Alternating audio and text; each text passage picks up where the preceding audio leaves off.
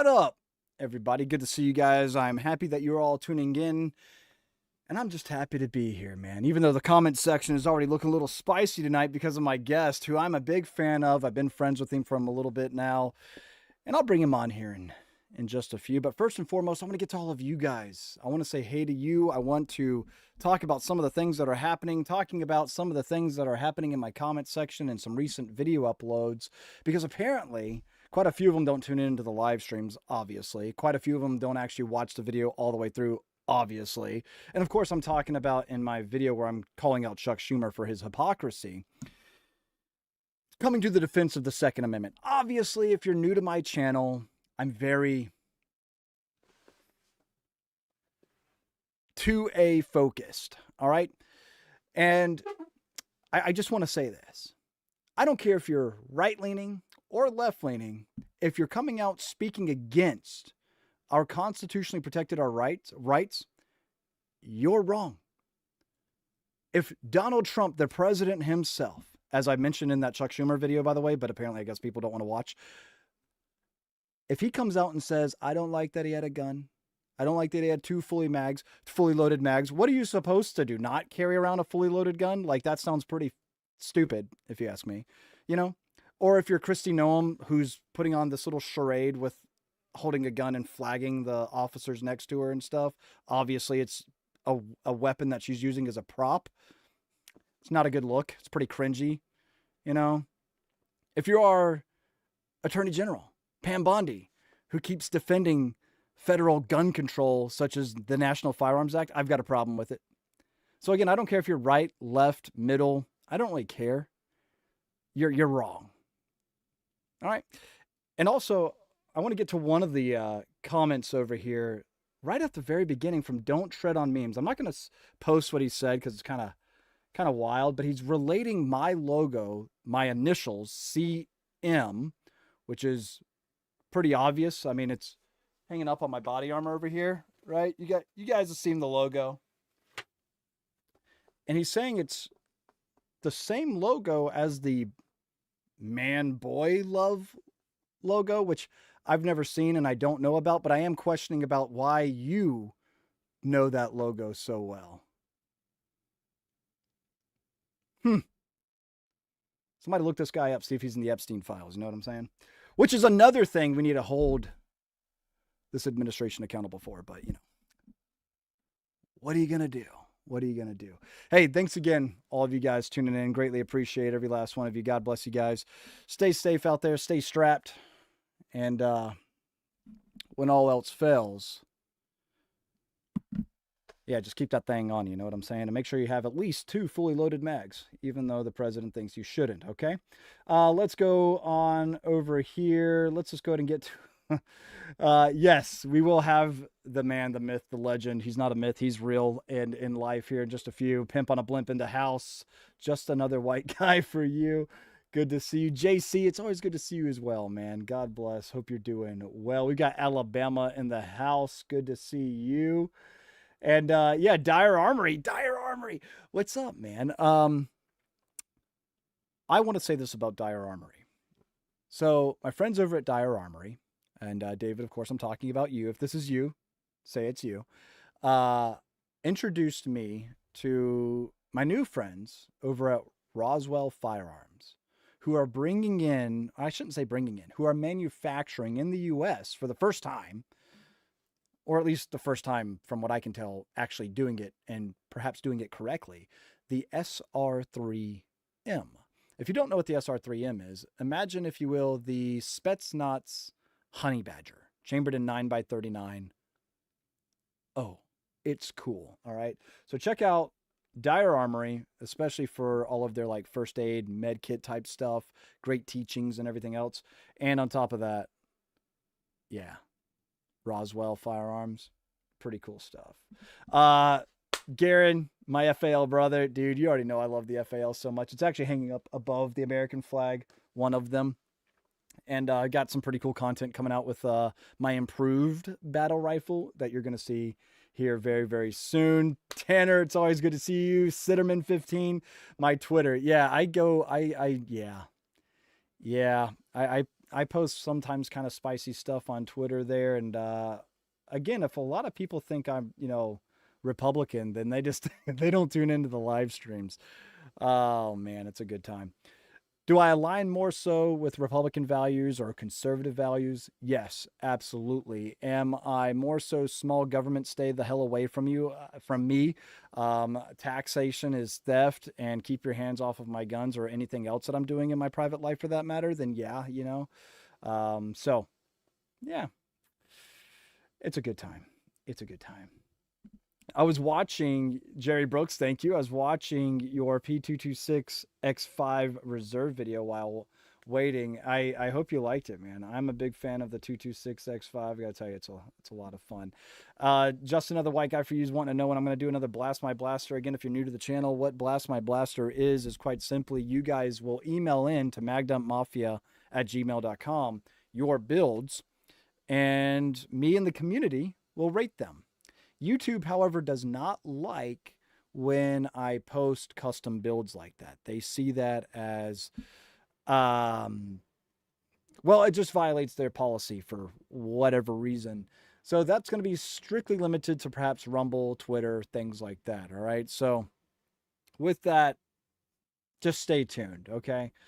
I'll be doing it again very, very soon. A lot of my time has been taken up with a lot of the crap that's happening politically with Gun Owners of America, obviously, and our fight to dismantle the National Firearms Act. Yes, Gun Owners of America is currently fighting this DOJ, the organization of which I am proudly a part of, is fighting this DOJ in its defense of the National Firearms Act with our big, beautiful lawsuit, which we filed within 24 hours of the passing of the big, beautiful bill. If you don't know what the National Firearms Act, it's ultimately it's an infringement on our Second Amendment. It is a registration of firearms now that the tax has been reduced from $200 to $0. Its constitutional foundation was that it was a registration of a tax paid. But if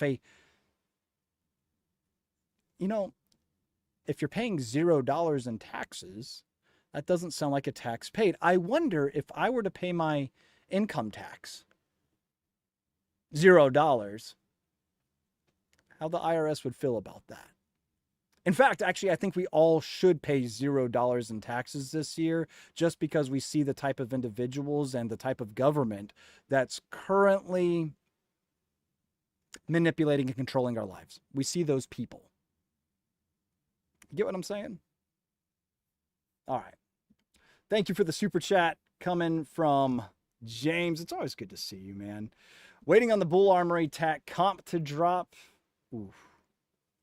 Yes, me too. Me too. Do you recommend a duty style holster that it will fit? I got your 6, brother. Glad you and the family are doing well. We are doing well. Thank you. I really appreciate that. Yes, so my friends over at Alpha Mega Kydex, or Alpha Mega Custom Holsters with a K, use code MAGDUMP. I was a fan of them before becoming an affiliate with them, which is really cool. I've been super blessed in my life to have these different organizations and companies that I looked up to and perhaps even grew up with, like Henry, for instance. Now I get to work with them. It's dude, like, how freaking blessed am I, right? And Alpha Mega Customs Holsters was one of those companies that I was using for a while, and I really appreciated their quality and also their offerings. They have a very wide variety of different holsters that you can order with, like, the reason that I came to know them is because nobody else was offering like a Beretta M9A3 with the specific light that I was looking to use with it at that point in time, holster fit option. And we got that, and that was super cool. And so, yeah, was really happy about that. So check out Alpha Mega Custom Holsters, and I think you guys are going to be pretty happy with that. All right. So let's see here. Glad to see you too, James. Thank you. Thank you. Thank you. And let's see. Oh, rent. Yeah. You know who I think loves taxes is the man I'm about to welcome onto the channel right now. I think he absolutely loves taxes and big booty Latinas. Guys, I want to welcome Alex STEIN to the room here. Actually, let me fix this. What's up, dude? Can you hear me? Yeah, Clint, you know me too well. I love taxes. I wish I could pay more in taxes. They go to so many good causes, like Somali immigrants running fake daycares, and the big booty Latinas. They actually deserve all my taxes, to be honest. If they want to be on EBT and make that booty a little fatter, then go ahead. Who am I to tell them no? Dude, I appreciate where your mind's at. And we're coming here from my channel. We're here to say that we love taxes and that we hope the EBTs fuel the BBLs. Is that what I'm getting from you right now? Kind of, but it's funny. I mean, I don't even know if it's that funny, but if you watch any of Bad Bunny's halftime performance, did you notice on the fake mock-up they had an EBT sign? Did you see that, Clint? No, I actually didn't watch the Super Bowl. Not out of You didn't, but you didn't protest. see on the internet. Next day, everybody took a screenshot, and literally, you know how they try to, they have to decorate the set. But Yeah. it's like it's as if the set wouldn't have been authentic if they didn't put EBT accepted there. Like that was definitely trying to piss people off by putting that. That's pretty funny. I mean, I've seen it quite a bit. I mean, I grew up in Charlotte, North Carolina, so I saw that all over the place. You know what I'm saying? But Rest in speaking of peace, which, Erna Zarutsky in Charlotte, North Carolina, dude. I didn't think, and I would have thought Charlotte, because when I think of Charlotte, I would think it was like a safe city. I think of like Michael Jordan and the Panthers. Like, is Charlotte that ratchet? well, I at this point, the high school I went to has changed names, but I went to Vance High School, and I thought students were just exercising their Second Amendment right with how often they would bring guns in their backpacks and stuff like that. You know what I mean? But again, there's also being kids, probably a little problematic. But I hope a lot of people are seeing the sarcasm here and stuff like that. But Maybe, I will but it's say, funny you say that. My buddy Hank, he got in trouble because, well, he went hunting, and then we have drug sniffing dogs. When I was in high school, I think they still do at Highland Park High School. They're really strict, and they smelled shotgun shells, but they were used shotgun shells. Luckily, that was the one thing, they were used shells, so he didn't get in trouble. But yeah, if they were not used, he could have been in really big trouble. yeah, which is wild to me because, bro, I've gone through TSA sometimes, especially after like different range day events and stuff like that. I'm sorry I missed you at Brandon Herrera's, creator range Insane. It day. was You insane. know, But we're about to meet yes. up again. We're about to meet up this week. That's why we're here. Yes, So we are. We'll it's talk a good about that time. here in just a moment. But I went through TSA with a live round in my pocket. I thought it was about to be the end of the world. And no, they just took it. And I was like, look, I'm coming back from a range event. And I got one of the coolest things ever said to me by a TSA agent. I know who you are. You're cool, man. And I was like, Yeah, see, that's cool. You got lucky though, Clint. You got lucky I because it did. could have been the wrong person. I mean, I remember Mm-hmm. one time.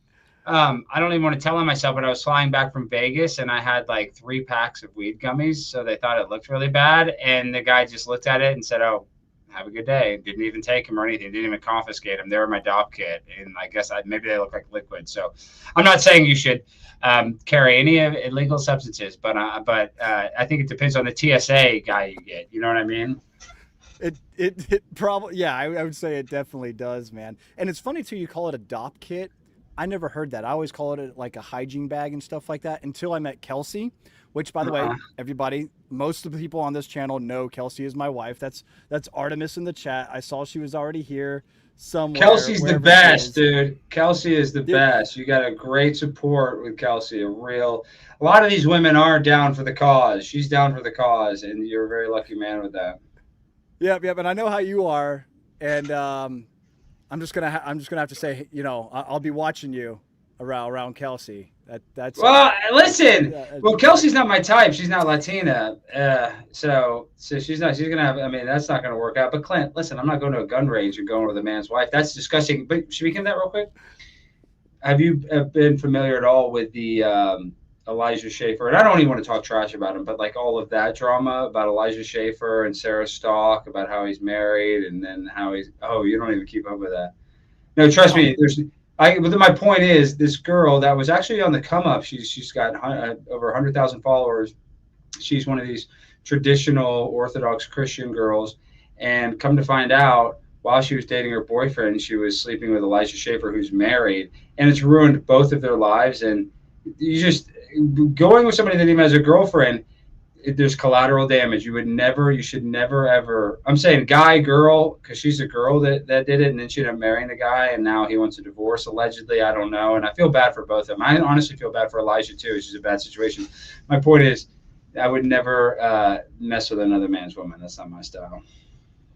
Well, that's good to know. But she might not be specifically Latina, but she is Spanish. And Oh, well, okay. Now we actually are gonna have trouble. Now, like, everything I just said goes out the window. No, I'm kidding. I'm kidding. But yeah, like I'm gonna mess with a guy that has more guns. You got more guns than probably some small militaries. You know what I mean? Like Antigua's, you probably have more guns than their military. well, Greenland is that still a Greenland, topic of discussion? yeah. Is that a thing? Do we even want Greenland though? I don't even think I want Greenland. I don't know. I'm trying to like that entire thing that kept happening. I felt like that was just another publicity stunt to distract us from something else that might be a little bit more important from going on. And everybody's getting up in arms about the two dog sleds that are going to be coming to the defense of Greenland when America tries to purchase or conquer. And I'm like, what is happening in this timeline right now? I don't know. Strategically, Dude. does it make sense? I don't even know. I don't think I so. honestly, Maybe. Clint, though, Maybe. it's funny you say that because I keep saying this constantly on my show. Reality is stranger than fiction right now. Like all of a sudden, all the pro-Israel people are like, oh, we want to help the people of Iran, so we need to go bomb them. Yet, they wouldn't pee on them if they were on fire a few months ago. And now all of a sudden they want to help them. And so you see the Epstein release. I've been talking about this since 2016. Not like I'm some super smart guy. There's other people talking about it too. But now they're giving us the Epstein stuff, and they have millions of other documents. So my impression is that they did this to embarrass a bunch of people to say, hey, listen, here's here's a little bit of the information. Wait till we give the public all the information, and then everybody is going to be up shit's creek. So I don't know. It's a weird timeline. Give us? Yeah. Do you think they're No, going to give us? no, but they'll give us enough like, to cancel people, Clint. to cancel the people they want us to cancel.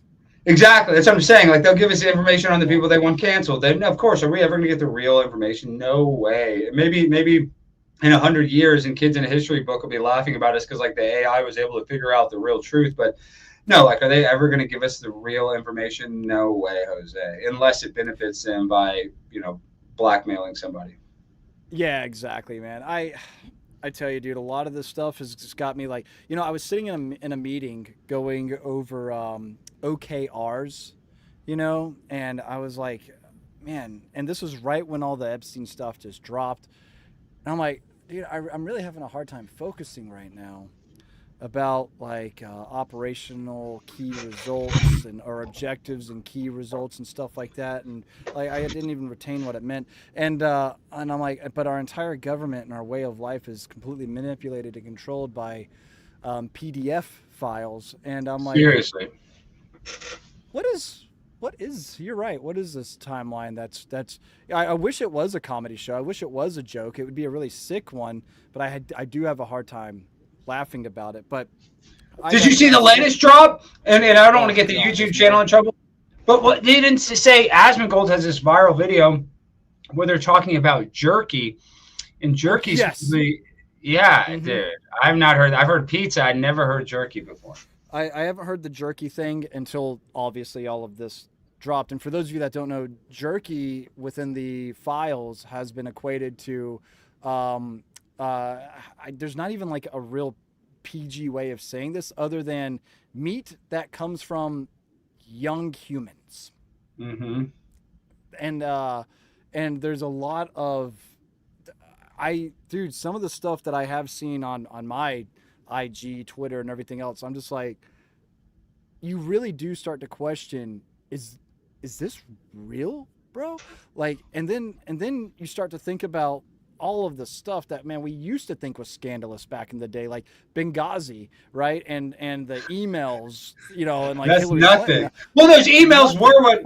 But real quick, the emails with Tony Podesta and John Podesta. Tony's his brother that has this big art collection of a bunch of weird art, like kids getting, like art of kids like naked in the shower. But of course, they're painting, so I guess that's illegal to have. But dude, it was those emails that was the thing that woke me up to a lot of stuff. Yeah. And I wasn't even like a huge Trump supporter when I was finding that out. I became more of a Trump supporter. I was a little bit of a doubter, and then my mom was like, we got to support Trump. And so I supported him. But my point is, if I didn't see that leak, I wouldn't have realized how bad Hillary was. I was really anti-Hillary more than I was pro-Trump in 2016.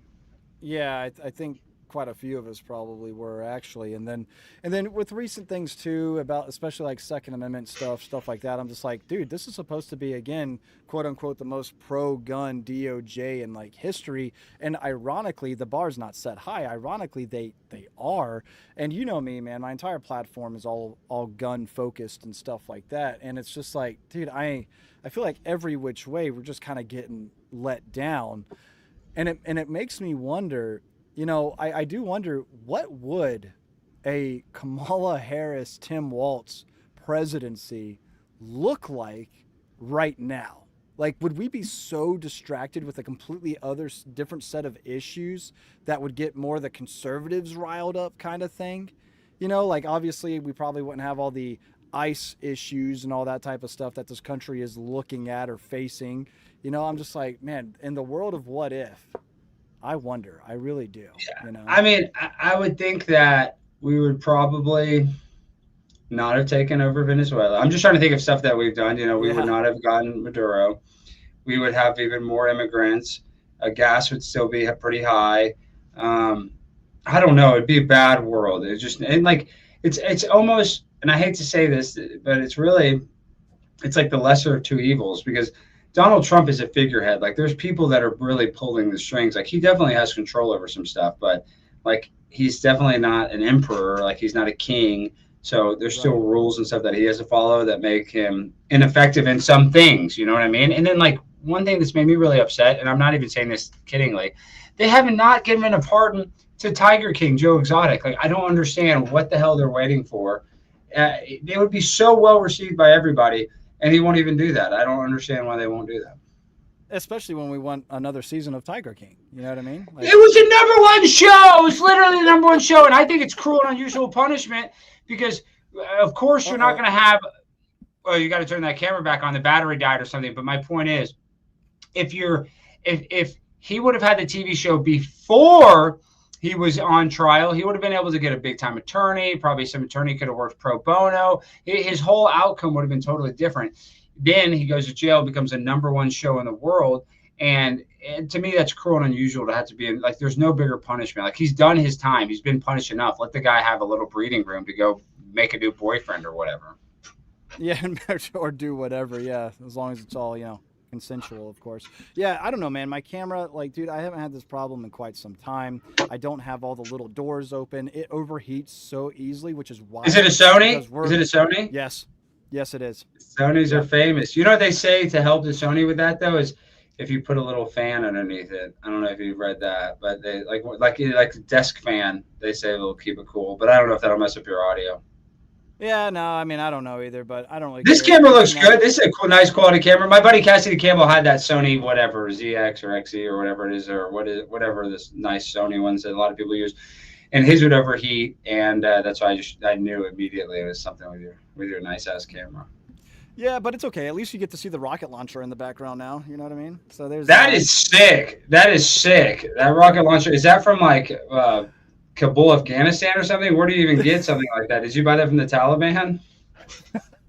No, it was a parting gift from the Marine Corps, and it's spent. They're actually legal to own. It's a one shot, one use anyway, and so it's just the tube of an AT-4 84 millimeter rocket. Wait, time out though, Clint. I have to cut you off. So you're telling me those are only one use? They only use. Gosh, that's so. I would have thought that you could use it a few times. I mean, I'm such a gun idiot. I would have thought you could use it multiple times. I mean, no wonder they make so much money. The RPG-7 that's iconic that you see. That's the one you see everybody walking around with in the Middle East, stuff like that. Traditionally a Russian ordnance. That one's multiple use. You can load that guy up, rocket propelled grenade. Just keep throwing them in the tube and sending it. But this guy, I was actually thinking about turning it into a beer bong. And I've had a couple friends do that. They were typically at SHOT Show walking around with an AT-4, and you can drink beer out of it. It's kind of funny. That is funny. Make sure it's clean. Funny. I think it's better on the wall. You know what I mean? I mean, the beer. Yeah, that's you can't. That's like it's like a movie set or something. You couldn't get that. Then that's another thing. Like movies, actually, I think it was not Last Action Hero. It might have been Last Action Hero, but the one with Arnold Schwarzenegger, I think that's what it was. They wanted to make the terrorists like Chinese, but in order to get the military equipment, because they want to use real military equipment, because they have a Hollywood liaison that they use. They had script approval and asked them to change the terrorists to Muslim, and then 9/11 happened like right after that. It's kind of weird. That's poor timing, I guess. Mm-hmm. But anyway, speaking of movies, I like your Jurassic Park theme there, man.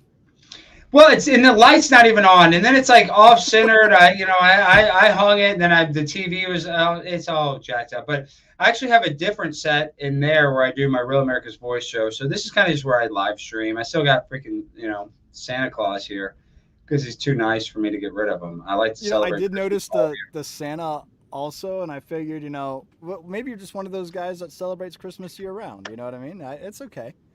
Why not? There's nothing wrong with just celebrating Christmas all year long. I mean, what is it? What is the half Christmas? Like, that's the idea. I want to July. Well, July, but I'm saying, the movie Scrooge, with Bill Murray. It's one of the best movies. Oh yeah. I want to make a version of that, but at half Christmas. So it's like kind of like half of Scrooge. He gets visited by Scrooge at half Christmas, and everything's all kind of fucked up, for lack of a better word. That could be our next short film on the channel. Dude, let's do it. Just go off the rails, Yes, and it's like you get visited. It's the same story of Scrooge. You get visited by the three ghosts or whatever, but it's during half Christmas, and it's just a little different, and I think that would be funny.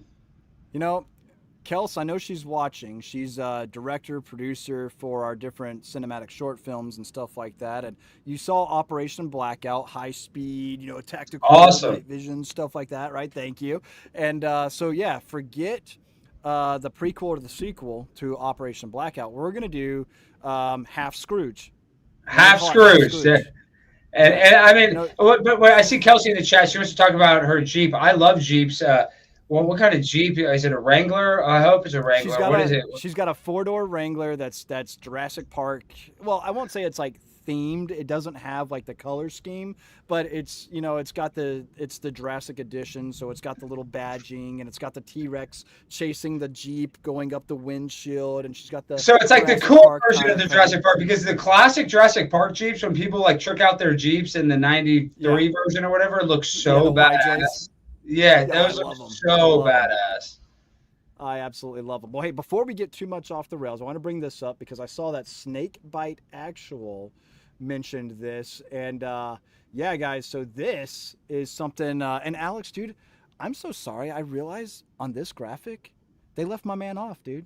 I'm gonna have to it's better that way. I like to be the secret surprise, And Kyle's my buddy. I love Kyle. Obviously Brandon, but Kyle's the man. And listen, I don't need the name recognition. When the pimp on a blimp walks in the room, they're gonna know. And if you notice, I'm in my Indian garb. I went and I did a crazy city council this evening. That's why I was a few minutes late. But here, let me show you. I don't want to give it all away, but I was dressed. If I can pull it up, I was dressed as. I gotta see it. Hello, Honorable Mayor of City Council. Good evening. Oh, of course, he's not focused. Come on, focus. Current situation is very, very bad. Hold on, let's see. I am being bullied. I'll just play the end. Stealing properties, and I love you, Gash Patel. He's protecting the Epstein victims, but so what? At least we got an Indian in there, right? Thank you. Have a good evening and goodbye. So I went crazy. I'm definitely gonna get canceled. And those Indians are good hackers, so I'm a little worried they're gonna hack into my Gmail and show my dick pics or something. But I'll be okay. Oh, dude! All right. Wait, what?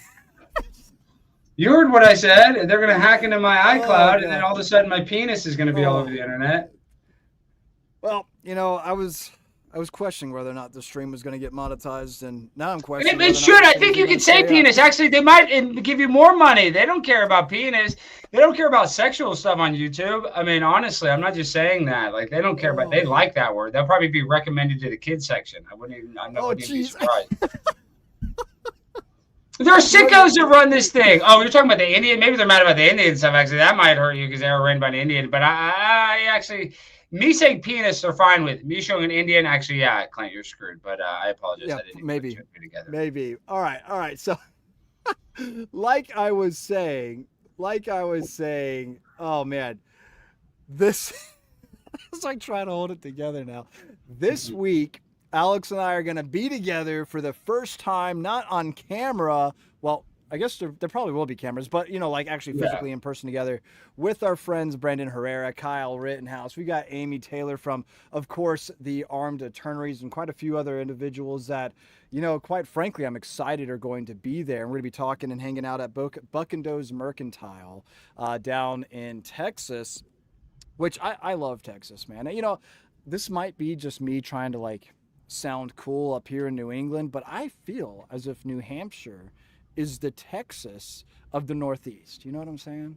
It's probably better now, Dude, Texas is libtarded now. I mean, Austin is libtarded, Dallas is libtarded, Houston is libtarded. Where we're going, San Antonio is libtarded. Like all of the small towns, yeah. Like real Texas is in East Texas, West Texas, South Texas. But if you go to any major metropolitan area of Texas, it's basically like Los Angeles. Right? I mean, it's not that bad, but you know what I mean. It's trends that way. Yeah, you get it. You know what I mean. Yeah, man. But hey, I am excited to see you. I keep looking at the wrong camera, thinking my battery's not dead. But yeah, dude, I'm excited to see you this week. Kelsey's going to be with me. We're going to be down there hanging out, doing some shooting. And the night before, I'll have the Guns N' Roses event at the Fredericksburg Tea Party. I'll be speaking there, which is pretty exciting too. So again, fueling that grassroots movement that Gun Owners of America, of course, is all about. I mean, that's what we do, and to fight gun control and ultimately defend and restore the Second Amendment, which is like big stuff. So actually, I want to get onto that topic a little bit with you. I don't like this layout. I like that better. Like I like this better too, and it's two people. Yeah, that's good. You've shot machine guns, right? I've shot them all. I mean, I've been to range day. I've been to a lot, and I love shooting guns. My family has a lot of famous shooters in it. My grandmother's a famous shooter. I haven't had to defend myself personally, but other family members have had to defend themselves. So I'm very pro 2A, but real quick, actually, before we get into it, what has the Trump administration done negatively about guns? Because you kind of mentioned that, and I didn't really ask about it. What did they? Because red flag laws got passed, I know, in like Minneapolis. Or where did it get passed recently? So at the state level, red flag laws have been kind of going all over the place, depending on where you're at. I mean, like Virginia right now is under fire with a bunch of anti-gun legislation. One of the worst ones being House Bill 217.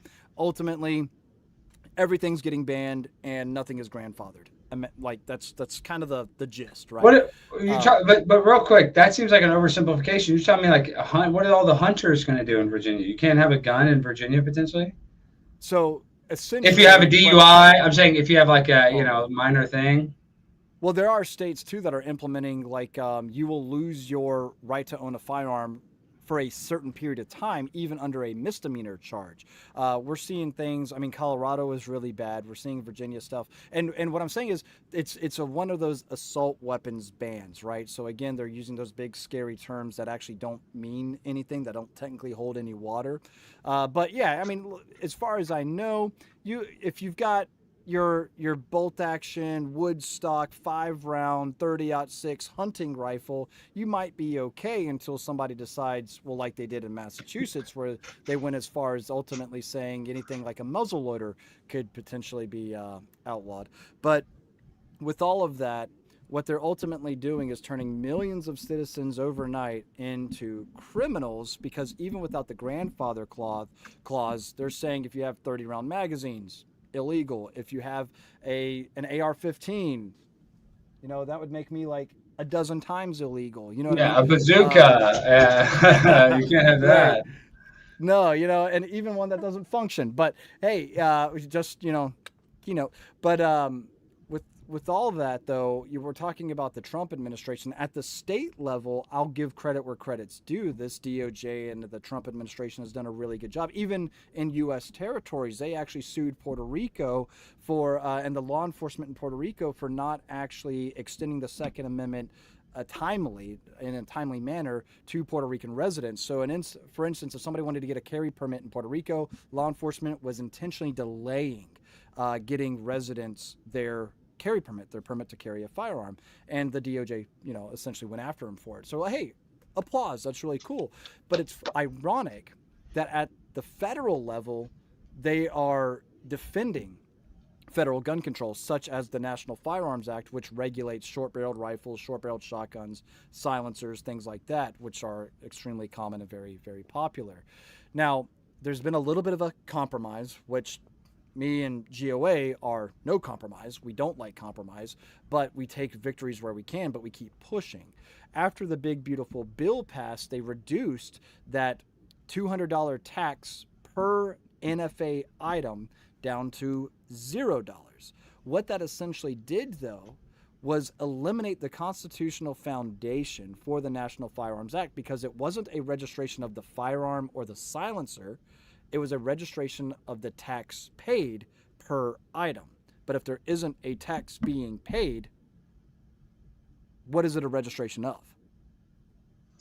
And the Supreme Court has ruled that a registration of firearms in the United States is unconstitutional. So it sounds like a pretty clear case to me of an infringement and an illegal registration, but Trump's DOJ, Pam Bondi's DOJ, this administration is ultimately saying, the NFA is a good thing. It's reducing crime and whatnot. Then you've got the likes of Jeanine Pirro, U.S. Attorney General, or U.S. Attorney, I shouldn't say Attorney General, but U.S. Attorney, coming out and saying that anybody that crosses into D.C., I don't care if you're a lawful gun owner elsewhere, or you have the permits or license or whatever the hell that is that she said, if you carry a gun in D.C., you're going to jail. And it's like, that doesn't sound like she's coming after criminals. That sounds like she's coming after law-abiding citizens, which, again, problematic. And again, all of this coming from Republicans that have been lifelong defenders of the 2A, but also Jeanine is the same one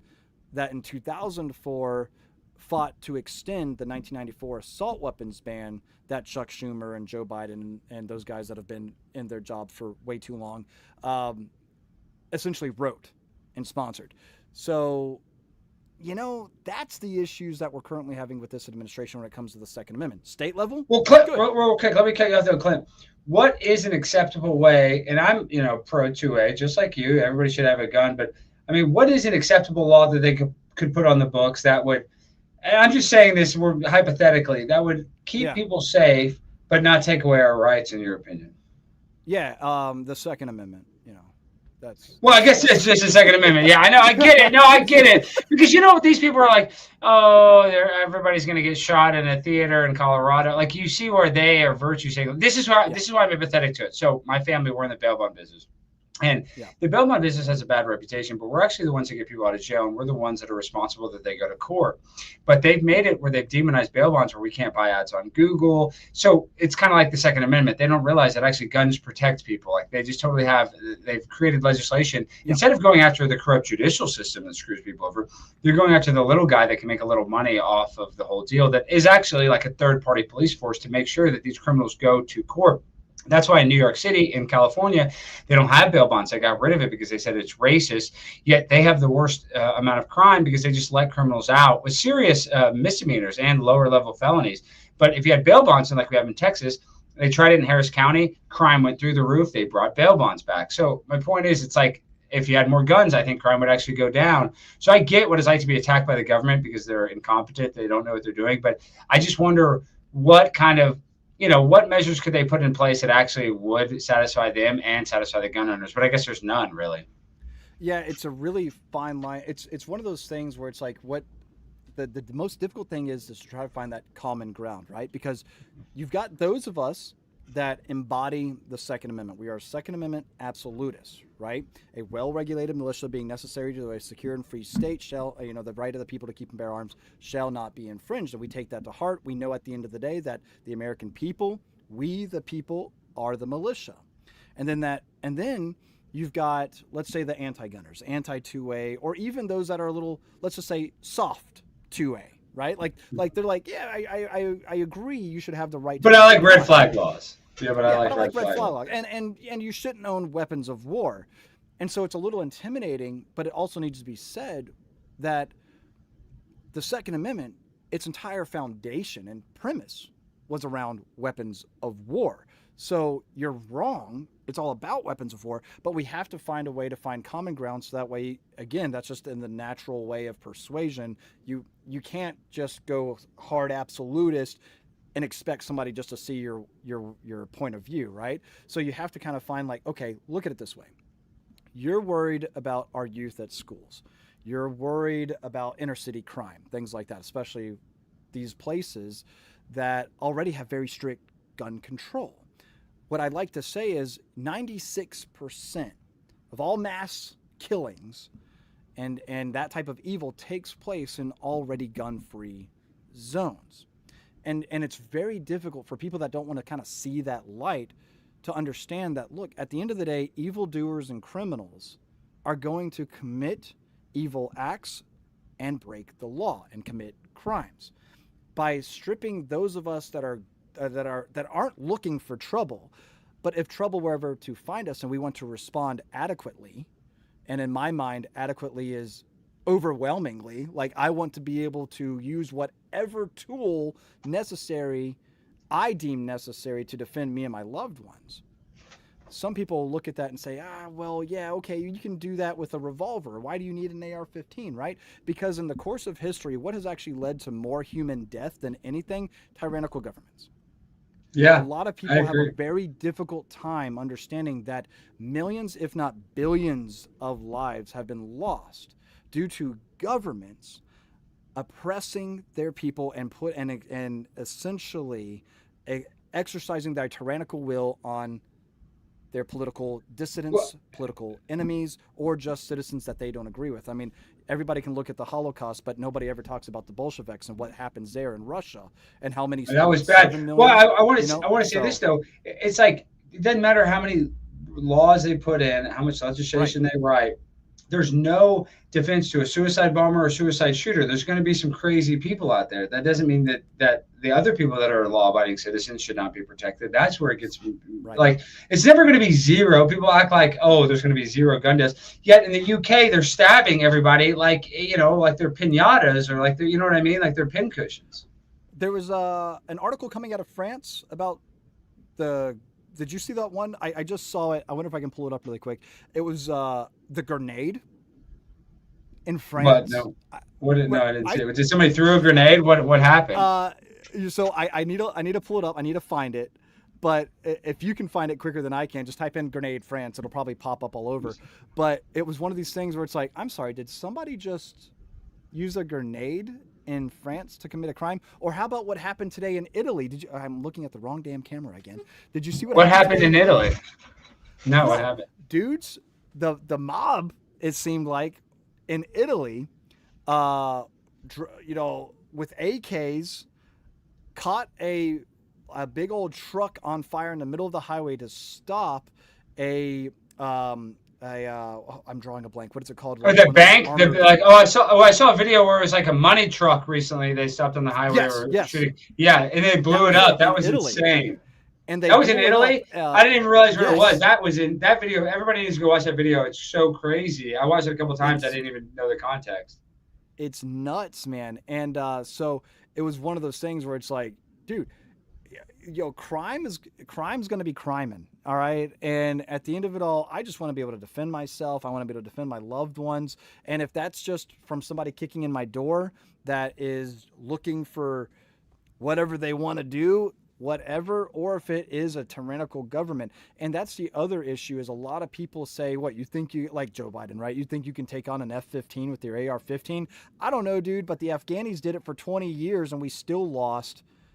So and they had and we're the ones real quick to cut you off. We're the ones who created the Mujahideen that gave them anti-helicopter weapons that were able to blow them up out of the sky, and that's why Russia left. And they ended up winning. Basically, I know a lot of vets are not going to like this, but the Taliban's still in power. So we shut them down for 20 years, but they're still in power. So it's like they were able to survive with rocks and sticks, basically. I mean, I don't know. I mean, they had more than that, but you know what I mean.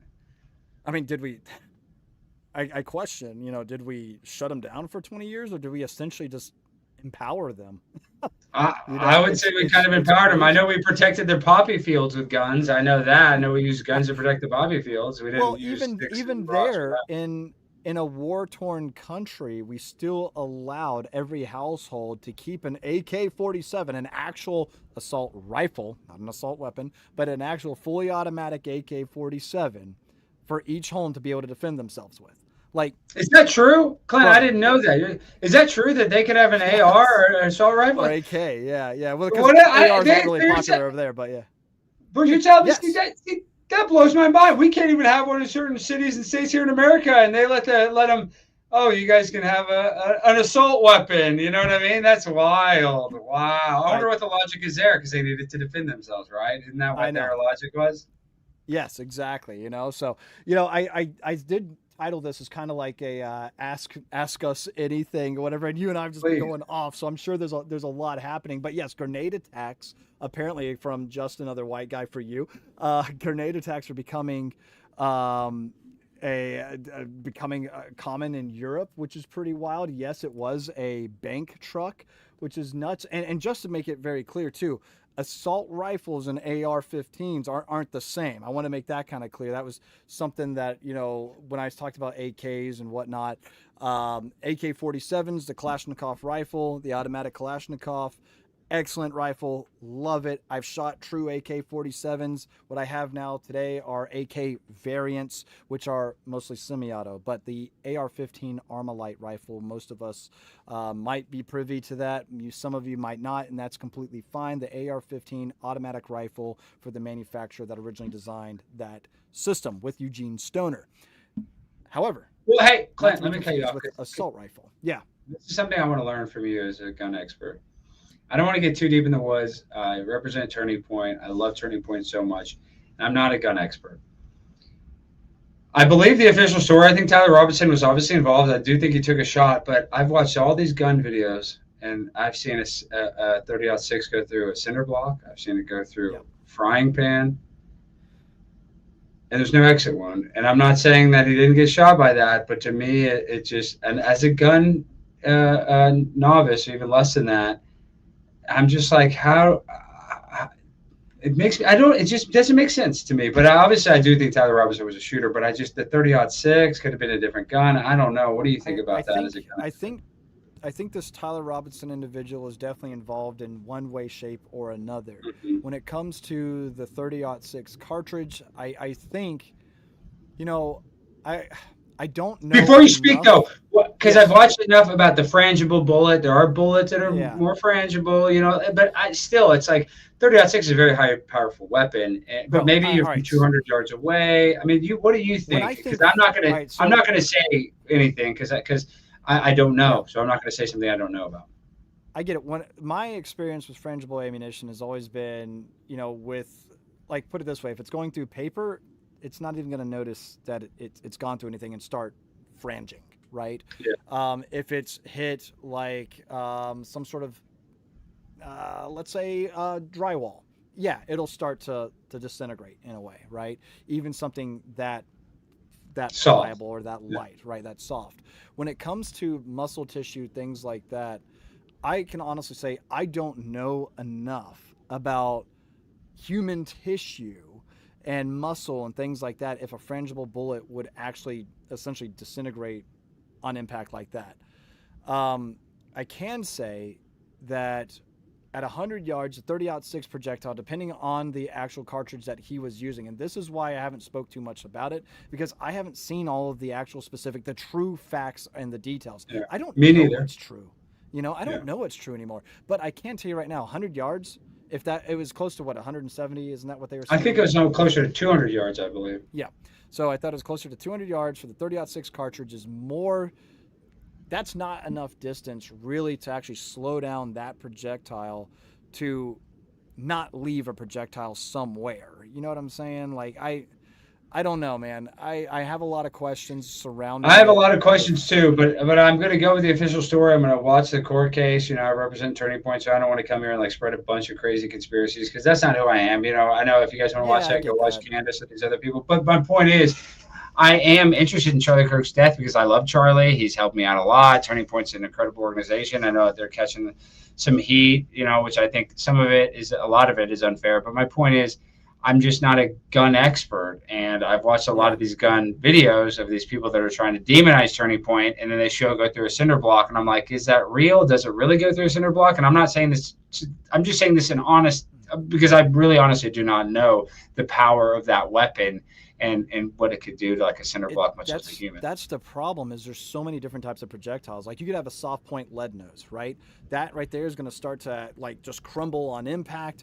Will it go through a cinder block? Yeah, sure, absolutely. But the momentum that it has to carry through that might not be as much.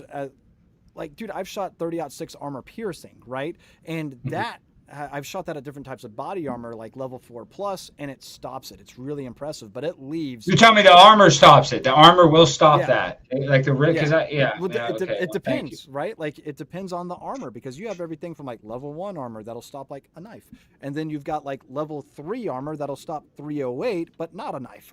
Dude, it's mind-boggling, things like that. But like level 4+ body armor will stop, depending on an armor the piercing manufacturer, will stop like 30-06 armor piercing, especially even out of like a longer barrel. I've done that testing on my own with like a 1903 that has like a 21-inch barrel. So you've got a lot of velocity that builds up over that length of barrel.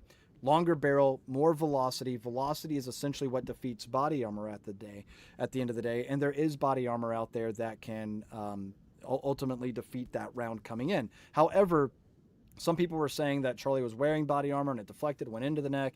I've never seen body armor that looked that way, especially with something that was as close to the skin that it would have to be. It didn't look like he was wearing a bulletproof vest. I could have been wrong. It didn't look like he was wearing one, but I don't know. But. Yeah, I've worn, and when you meet me, I'll probably be wearing like, some of like my. Real quick, I have to cut somebody off in the chat. Somebody said I'm controlled opposition. Guys, I don't know what happened to Charlie. You don't know either. I know all these experts think that they know exactly, and I don't even need to defend myself. But it's like these people that know what shot him or how it did. I hear all this stuff. It was a microphone. It's like, you guys don't know. Nobody knows. We're going to have this court case. And honestly, my one complaint is I don't think we've gotten enough transparency from the government, but they're going to tell us, they have to wait for the court case to give it to us. So I'm just as frustrated as everybody else. I watched Charlie Kirk, a guy that I consider my friend, was my friend, die just like everybody else. And everybody was affected, whether you knew Charlie or not. So trust me, my motivations are just as strong, if not stronger, to know the truth of what happened. But I'm not going to go out there and just spread misinformation that I don't know. So that's not where I'm at. I'm not a shill. I think I'm doing Charlie's legacy as best as I can by trying to carry on and going to do these debates. And on top of that, I'm not going to go there and I'm a conspiracy theorist, but I'm not going to spread conspiracies about somebody that I know that died. I just want to know the truth before I even really speak about it. This is one of the biggest conversations I've even had about Charlie's death, but I know I can. Yeah. I'm obviously in friendly, confines with you, Clint. But I'm just more curious. I want the same answers that everybody else wants. Yeah, and dude, I'm right there with you, because I want those answers too. But man, the narrative is really difficult to understand, to believe. I mean, dude, there's so much stuff happening right now, and this is probably a good time for everybody to say, hey, if you're glued to your phone or your computer 100% of the time, or even 80% of the time, relax, put it down, go breathe in some fresh air, unless you're like, deep within the city or something, that maybe like put on some headphones and listen to music. So I don't know if you got fresh air where you're at, but every now and then, dude, I think of myself, like I'm outside, I'm busting my ass, taking care of these horses in this negative degree weather. I'm breaking up ice in these troughs to make sure they have water. And I'm like, dude, it does take a presence and a conscious mindset to think, how lucky am I to be able to get out here in this fresh air, put my phone away for a second, work with these beautiful animals, and just chill and just mute the chaos and the noise, right? Clint, and you are so exactly right. I had to cut you off. We do not realize we do not have enough gratitude. Now, I know a lot of us are struggling to make ends meet and we're stressed out, but you know what? Usually, I get it. Yeah. But I'm saying usually ends do meet. Usually we do make it. Most of us are not homeless. There's way too many homeless people. A lot of them are beds. So that's terrible. But I'm saying the majority of us, we do figure it out, and life is tough. But what do they say? It's about the journey, not the destination. And we forget that. Yeah. We always think, we got to get to here. We need to be a little more appreciative of the fact that we're even alive, because every day, and I'm not saying this to be so cliche, but every day above ground is a blessing. Like Charlie would love to be here. My best friend Hank, my mom. There's so many people that I've lost that would trade anything. They wouldn't care if we were in apocalyptic demise, and they would be positive because they're still alive. So we can complain and look at our phone all day and just doom scroll. But at the same exact time, you're welcome to do that. You should have some gratitude that you're even able to do that. Yeah, you know who I bet wish he was still here with us too is Jeffrey Epstein, you know? Oh, he still is. You know he still is. I don't even want to go crazy conspiracy theorist, but now they're saying that the guy that was working at the jail at the time said they never do prison transfers, late at night. And a guy came in a van, and there was allegedly a guy in fatigues. I don't know if he was American military or what. And I do personally think that Jeffrey Epstein would get killed in prison. But now I'm seeing all this stuff where it's like, maybe they let him live. But I don't know. I think he's better. What is it? A dead man tells no tales. That's how they would, clean up a loose end. But at the same exact time as I say that, I don't think he killed himself. I find it very hard to believe that Jeffrey Epstein killed himself. I just think somebody else. That's the point I was trying to make, man. Is we're fed so much information, so much misinformation to to deeper the divide, to sway the right versus the left, to do whatever it is or feed us whatever information to keep the questions coming. And in a way, that is the circus, right? We're talking about like the entire reason that the government can manipulate and control as well as it does, and why the people don't revolt at the end of the day is because of bread and circuses. As long as we're fed just enough, and as long as we have enough entertainment to be talking about, or entertainment or deception to keep us focused on that, it's like we talked about at the very beginning with the release of these Epstein files. They're going to release just enough to either satisfy or piss us off to make those that are to hold those accountable that we want. You know what I mean? Well, that's like with JFK. They took like 20 years or whatever till the Zapruder film came out, but they actually wanted people to discuss it because they wanted to distract us. I know that sounds like I keep saying cliche, but there is something about if we're arguing with each other, then we're not going to be organized enough to actually argue with the people that matter, right? Like before that was the internet era, so people I guess just argued on the street, but especially now with the psychological operations they want us pitted against each other. And that's why I'm a little against the ICE. I get crushed. I was on Tim Pool's show, I was hosting, and I said, I don't necessarily love that ICE is just shooting people in the street. I know a guy got his finger bit off. He didn't blow her brains out, but I'm not saying that any of the murders were not justified. I'm just saying I don't want the federal government, acting like Wyatt Earp on the streets. And that's an unpopular opinion. Yeah, no. So, all right. So this is actually a good segue into what I was going to talk about next, about like the Alex Preddy shooting, right? Because you want to talk about finding common ground like what we were trying to do before. It's funny how we started getting this flip-flop where all of a sudden you had the likes of Chuck Schumer coming to defend the Second Amendment. You see all these other people that are usually anti-gun. When are you going to give away, or my least favorite question, I talked about this in my last live stream, was how many more kids have to die before you turn in your guns or something like that, right? Now those are the same individuals that are saying the Second Amendment's there to fight a tyrannical government. Where's all you 2A lovers now? And it's like, wait a minute, time out. I'm not cool with the federal government doing anything I don't want the federal government doing at the end of the day, but essentially, we the people voted to remove illegal immigrants from this country. On top of that, getting involved with a lawful law enforcement operation while armed, that's a little problematic. If you're protesting and you're exercising your First Amendment, you can do that while simultaneously exercising your Second Amendment. If you're interfering, however, with lawful law enforcement operations, you're impeding or you're obstructing, now you're breaking a whole different set of laws and you're causing problems. And I agree with you. And Alex Preddy, though, there's footage of him kicking the car. Like, I think he wanted the smoke and he got the smoke. So I'm not saying that it was, not that. I don't think that the cops should necessarily be charged. I'm just saying it's not good to watch a guy die. It's like George Floyd. He died of a fentanyl overdose, but everybody gets mad at the cop, and that's all this. So they don't care about the context. They don't care about the reality of the situation. It's all how it's perceived optically to the people. And you just know that there's going to be half the country that find that terrible, and the other half is going to find it okay. And that's part of the strategy of making us pitted against one another. Right. Yeah, you're absolutely right, man. Let's see what Tanner's saying here. That's like telling Clint to cut his dick off to stop rape happening in Florida. Yeah, I mean, in a way, I get the point. I get the sentiment. Yeah, I get the sentiment. So let's see here. Norse Arms. People are mad at ICE and the harshness. Be mad at local officials releasing and hiding the criminal illegals causing the raids. I mean, Norris Arms is right though, because we're not having those same issues in Texas because we're not facilitating the hiding of illegal immigrants. Like they're able to go to the court cases where the people that are violent illegals are immediately deported. And if Minneapolis is doing that, their citizens would be safe. Alex Pretty would be here, and Renee Good would be here. So yes, I actually agree with that 100%. It's the local officials that are the real problem, because at the end of the day, if they did not have those sanctuary city laws, or sanctuary city, not sanctuary state, they didn't have that, they wouldn't have had this whole issue that we're having right now.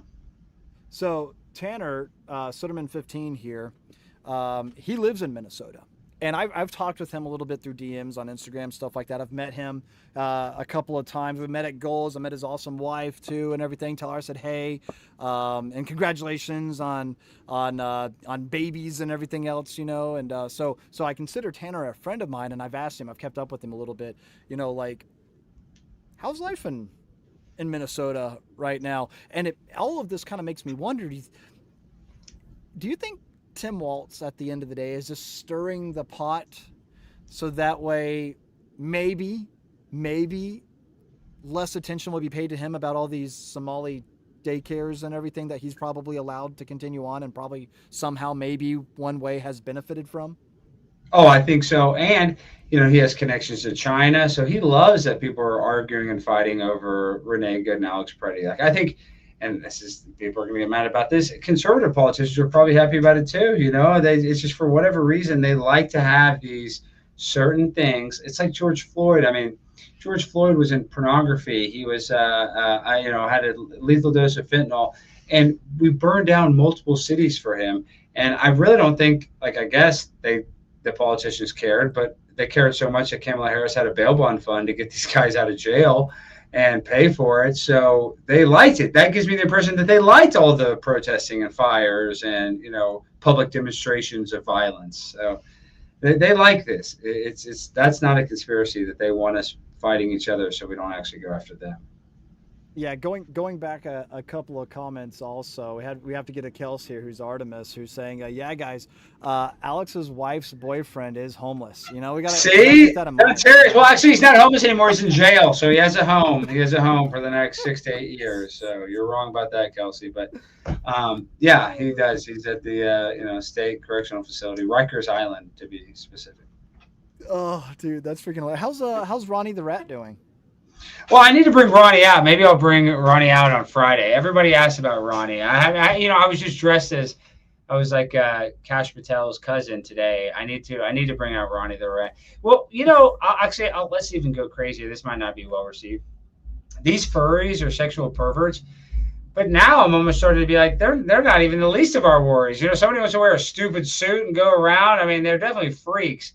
But at that point, kind of furries are really hot. Now I'm like, did you see they had an event at Mar-a-Lago with a bunch of furries? I'm like, okay, I guess we got a furry administration. You didn't see that? Type in No. Furries at Mar-a-Lago. They rented it out to a bunch of furries, and there are a bunch of furries having a 5-star gala, however you pronounce it correctly, at Mar-a-Lago. It'll come right up because yeah, gay. It's definitely gala with this.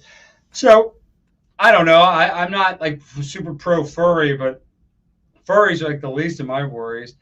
I would rather, and this sounds so crazy, but I'd rather a kid think that they were a cat, at least the same biological sex cat, than a girl think that they're a boy, if that makes sense. Does that make sense what I'm saying? I think that's less bad because any transgender stuff and a young kid, it's a phase.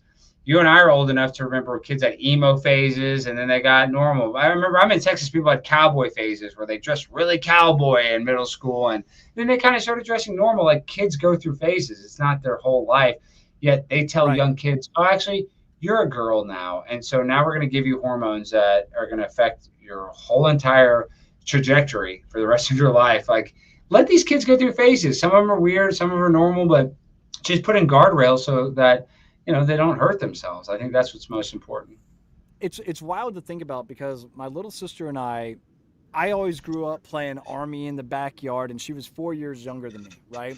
We had airsoft guns, we had BB guns, and I taught her how to stand at attention, which was all wrong. Feet were pointed forward instead of at a 45-degree angle. It doesn't matter. But anyway, and now I'm thinking, man, if the teachers today perhaps saw what the tomboy was, that because she was hanging out with her older brother and we always playing and stuff like that, out on the tire swing, out in the yard, stuff like that, they might just be saying, honey, you're a boy, instead of just saying, no, I'm a girl, I just have an older brother that we play together like that, right?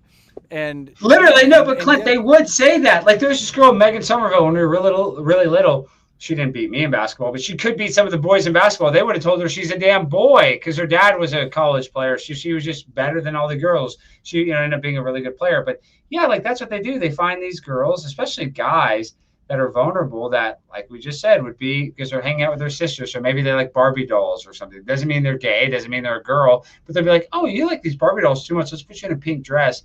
And they're facilitating this transgender movement. It's especially teachers that have closets in the classroom where the kids can change into their gender neutral or gender affirming clothes behind their parents' back. Like, those teachers should be in jail, if you ask me. Dude, I'm right there with you. I've already pretty much made it, like I've told Kels, and Kels is on board with this. Our kids are not going to public school. Like, if they are going, maybe high school, maybe like after you homeschool them for a while, maybe they can go to high school. But even high school is that's where they're going to try every drug and everything. So be very careful. I mean, even public school system like, I'm all about like experiencing life, things like that, right?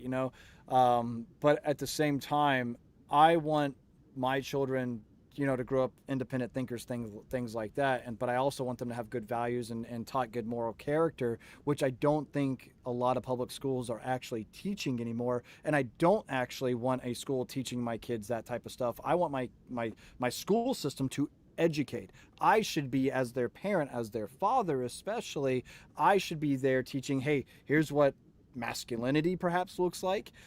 My wife can say, here's femininity, here's good moral character, right versus wrong. Let the school teach about 2 + 2 and whatnot, right? But at the end of it all, like, I really question different curriculums. I grew up in the public school system, but that was also in the 90s and early 2000s, and I feel like, I mean, maybe every generation before me has also felt some type of way similar, but I doubt it. But I really real quick, let's cut you off a little bit. Yeah. But Clint, our parents would be like, y'all are soft because we'd walk to school in the snow or whatever. So I do think there is like a little bit of where generations are getting softer. I just had to cut you off because maybe they're so soft now the boys think they're girls. So we need to maybe bring back bullying or something to bro. It's that cycle. It's that cycle. Everybody knows what I'm about to talk about. It's that entire hard times breed hard men breed good times breed soft men. What do soft men breed? Hard times. We're in that cycle, right? You see it throughout the course of history. Things are good. Everybody's riding high. Everybody's doing willy-nilly whatever they want. Enter Sodom and Gomorrah and get smited, right? Like, so it's kind of like. Well, I have to cut off Kelsey in the chat. She said we can start a school for the Alex Stein School for kids who can't read good. Let me tell you something. When I was in like first or second grade, whenever we really started reading, I remember, and it wasn't embarrassing because I wasn't like a bad student when I was there. I had a bad behavior, but I had to take Hooked on Phonics. Did you do Hooked on Phonics? So I know Hooked on Phonics, but I never took on Hooked on. So Phonics. My dad made me. Slow. Yeah. No, listen. My dad made me. I became one of the best readers in my grade, did improv. I would read plays. I'm just saying I became a very good reader. Now in schools, they don't teach how to read phonetically. That is a new thing. That's why you should not go to public schools. Yeah, I swear, you can look it up. There's videos of it. The newest way to teach kids how to read is not phonetically. And that's the easiest way to read. That's actually the easiest way to learn another language is through phonetics. So I know Kelsey's joking, but I don't know, but look it up. You can even look it up. They do not teach phonetically how to read anymore. And that's why there's kids that are in college. I played this on the radio show the other day. A 19-year-old girl's illiterate, and she's in her freshman year of college. So, if they taught phonics, most kids would be able to read because, I mean, I'm not a total idiot, but I'm not a total, I'm not the smartest guy in the room ever. They gave me Hooked on Phonics, and I was reading like that. I was one of the best. Like I said, I would always do the public readings from second to third grade, when I was always the first person to raise my hand, and whenever we had to read the public book, To Kill a Mockingbird in high school. Yeah. So I can read well, but the reason why that I can still read today and read a teleprompter well is because I learned phonetics, and they don't teach hooked on phonics. It's crazy. They don't teach phonics. Yeah. So that was something. All right. So I've always had an issue with like ADHD. My audience knows it, right? And I always thought, okay, well, what would keep my attention? Well, if I'm reading a book, I have to kind of reread like paragraphs because my mind will start to wander and I'll be like, what did I just read again? Right? Sucks. So I always thought, well, how would I want it read to me? And I want it to be like attractive in a way that's like, if I'm just reading, like just anything, something, whatever, and I'm just reading it very bland, verbatim, line versus enunciating. And so that's why, I mean, like, even just reading promotion warrants for my different units, they're like, dude, you can enunciate and you speak clearly. A lot of these other staff NCOs struggle with. They can't read. They can't read. And they're like, can you just, can you go up there, and it's speaking with your diaphragm, enunciating, projecting your voice, right, to all who shall see these presents greetings, and it's like, dude, then you get fired up and motivated. And I'm like, well, I had to do that. I had to read that in my little inner voice in my head, or else I would lose interest and I would forget what I'm reading. You know what I mean? Yeah. And so that was I won't say that was self-taught. That was just something that I acquired over time. And so I would read different plays, stuff like that in English classes. Like I was the main dude in Crucible or whatever, They're like, see, me too. I was in Oklahoma, all this stuff. Because, like I said, my dad was like, "You're not reading that great. You need to do." My mom would beat my ass, not physically, but you're watching Hooked on Phonics. It was, I think they sold it on the TV back then, or wherever my dad bought it, and I did the whole Hooked on Phonics. And next thing you know, I'm reading like lights out. I was number one reader. I would always read. I was always first to volunteer to read. So it's sad though. Man. I'm telling you, this is not a conspiracy. They're not teaching how to read phonetically anymore. No, yeah, you're that's wild to me, man. That's insane. I saw that Tanner said maybe the chat could buy you a new camera. Set him in. No, your Sony's so nice. See, they don't understand it. You don't understand. He's got a freaking $2,000 camera, but it overheats. He needs to put a fan underneath it, and then that's all I gotta do. Well, I usually don't have the problem. I did some recording today, and when I brought it back and set it up on my tripod that it's currently on right now, I completely forgot to open up the compartments for the battery. Yeah, you have to open it all up too. You have to, or else it'll overheat. And dude, it didn't even take long No, 10 minutes. Man. 10 minutes. That was really fast. But that's what happened with my buddy Cassidy. I remember when we first started live streaming, all of a sudden the camera went just like yours. We're like, what the hell? And then he got a little fan and it helped it. It made it work. It still would overheat if you did like 2 or 3 hour streams. Yeah, it freaking happens, man. Yeti Man Squatch, make gelling tyrants great again. I mean, I can tell you, Ryan, I've got some other ideas outside of gelling tyrants to, make that great again. But, whatever. I got to be careful. But tar and feathering, how about that? That's minimalistic, I think. But so that's an option. And then Jake actually has a pretty interesting question about ammunition. After the new year, do you have any insight on ammo prices, buy now or wait? Thoughts? Hope you and the family are doing well. God bless. Appreciate that, man. It's never a bad time to buy ammo. Let me put it that way. So I honestly don't know. There's a lot of new companies coming to the market, which always leads to other issues about reliability, good reputation, things like that. So look, man, buy now when you can. If you see a good deal somewhere, snatch it up. It's really hard to tell. Well, Clint, I want to say this. You know how they say we're going to fight a war with China, but allegedly we get all of our gunpowder from China. We can't even decouple from China. We wouldn't even be able to get new bullets if we weren't connected to China. Is there any truth in that? All of our technology is from China. We know that. All of our chips, Taiwan. But I'm talking about gunpowder, like the main thing we need to fight a war with somebody. If we can't get that, how are we going to make bullets? Well, hopefully our inventory is already deep. So, Jake, there's your answer. It is deep. Now. It is deep. But we got one-use bazookas. I mean, it sounds like it might be deep, but I mean, a little wasteful if I'm being just truthful. How it seems like. I mean, if you're shooting, you ain't wasting it. Even if you're just mag dumping into trash, that's some level of training, whether you want to believe that or not. There's nothing wasteful about that. Actually, no, I agree with you on that. Like you're getting more experience, but you know what I mean. I'm just saying. it's not an endless amount. Even if they have stockpiles of it, there might be a situation where we might need more. In China, I think we do get most of our gunpowder. Is that true? Do we get a lot of gunpowder from China? I'm actually, chat. I'm going to turn this over to the chat. I'm actually ignorant to that topic. Let's ask when ChatGPT. it I want comes, to ask. yeah, dude, go for it. Ask AI. I'm sure they're going to not manipulate us in any type of way. Yeah, of course. ChatGPT is so full of shit. Yeah. So I do, because I think about like American manufacturing as far as ammunition goes, they have to source the metals. They have to source, obviously, that would include lead, that would include copper, that would include brass. Then they have to include technically the explosives. And gunpowder, obviously, China being one of the originators, one of the OGs when it comes to fireworks and gunpowders, the OG. It wouldn't be too far off, but they say it's not a major exporter, but yeah, it's like they do a lot of gunpowder production. So maybe we get it. And they say we either get it from ourselves or Europe, but I bet Europe gets theirs from China. But I don't know. I don't want to spread misinformation. Yeah, I'm not too sure. I want to leave that one kind of up to the chat. I'll check that here in just a moment. But I wanted to get to 762 Gamer also. Appreciate it. Made it before the end of the stream. Stoked for your weekend in Texas.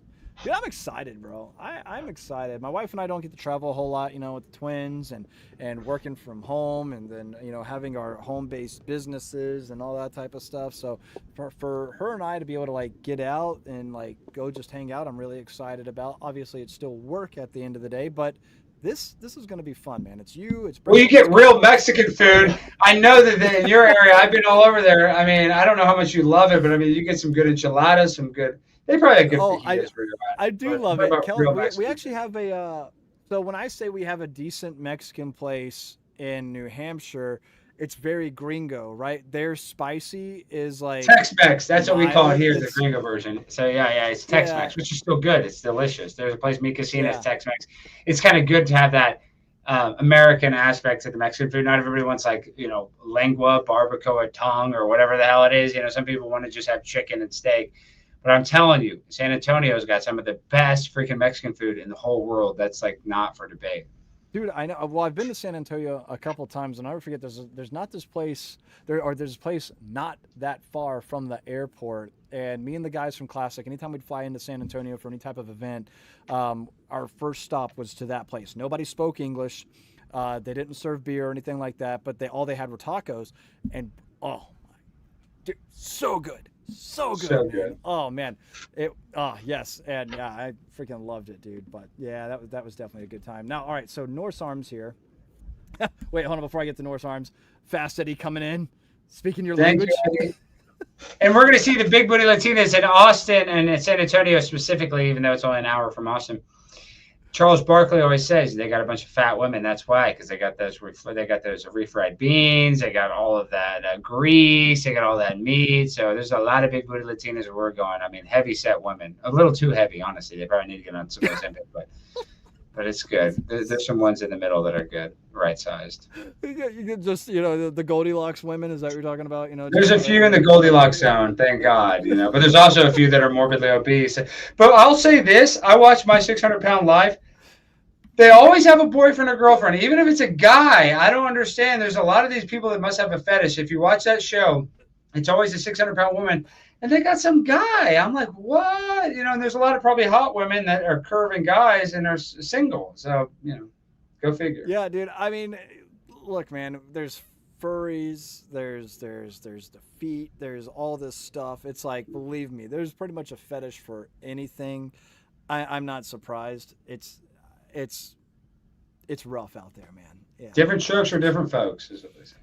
That it is, man. Norse Arms, I think primers and primer compound is from China, but mostly lead is outsourced because Obama outlawed mining for lead in the States right before banning Russian surplus ammo. So that's pretty interesting.